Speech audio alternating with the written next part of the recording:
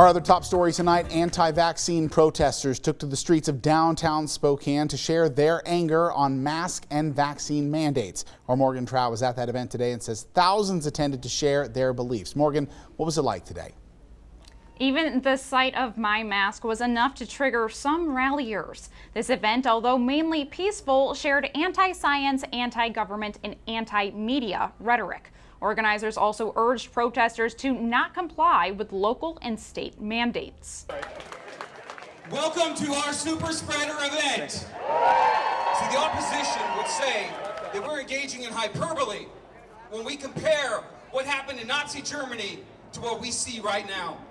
And what we see right now is thousands of people gathered in Riverfront Park to utilize their First Amendment right to protest the mask and vaccine mandates in the region.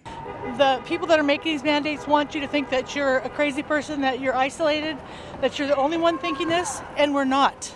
Spokane police say Cindy Ray was one of the 4,000 estimated people to attend the Turning Point Faith and On Fire Ministries event. The event was promoted by former Spokane Valley Representative Matt Shea. Shea is known for being a far-right Christian nationalist. He has been accused by the Washington House of Representatives as engaging in domestic terrorism.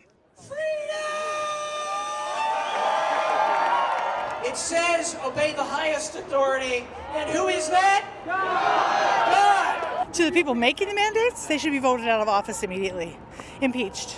Another guest speaker was Caleb Collier, assistant director of the Church of Planned Parenthood, a group commonly known for protesting outside the clinic. Right now, I encourage every single one of you to be brave or to be a slave. Although the vast majority at the event were against the local and state government, not everybody in the rally was in favor of the anti-vaccine rhetoric. We can't, allow racism to be proudly displayed out here. Renee White pointed out that when this many people were downtown last summer in support of Black Lives Matter, the police tear-gassed her and shot her with rubber bullets. She says the double standard isn't fair. We see officers here on bicycles and they're dabbing the protesters. They're smiling. This is inappropriate for kids, inciting violence, saying that you're going to overthrow the government and all that stuff. Like, come on now. The protesters then marched around downtown, jeering against the government, the CDC, and journalists. Anti-mask and anti-vaccine rallies are not unique in the region. I've been covering them for more than a year now, but the frequency and the intensity has skyrocketed this past month. Just yesterday, I covered a protest that turned aggressive within seconds. Anti-maskers caused the Coeur d'Alene School Board to fear for their safety. Take a look at this video. Hundreds of people started to gather outside the board meeting building. As the time got closer, the protesters got louder and more aggressive. The board members and police decided it was in the best interest to postpone the meeting due to safety concerns. Protesters did not like that, and Coeur d'Alene School says they broke into the district office, which then needed to be locked down. They protested outside after. We're not here to cause problems, and we're not here to fight. We're here to be listened to and for our children to go to school freely without masks. I'm tired of the mask. Go yourself. I don't know how you sleep at night. You know what you guys are doing to people. You're exploiting their fear.